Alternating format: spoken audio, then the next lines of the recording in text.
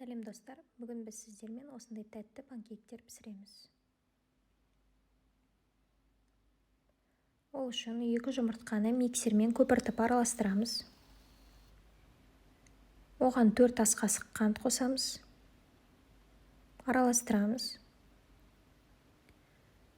1 шай қасық қопсытқыш, 2 ас қасық күнбағыс майын қосып араластырамыз.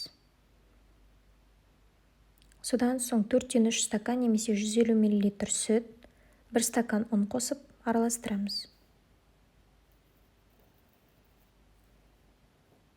Бізде осындай кішкене қоюлау қамыр шығады.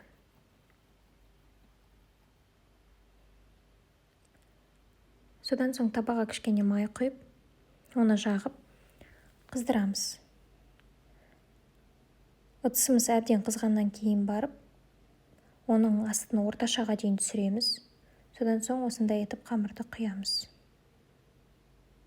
Панкейктердің қамырын жаймаймыз, ол өзі жайылуы керек. Қызарғаннан кейін аударамыз. Осындай қып-қызыл менде қамырдан 8 панкейк шықты.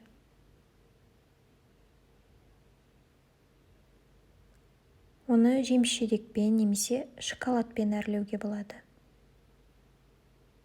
Бізбен болғаныңызға үлкен рахмет.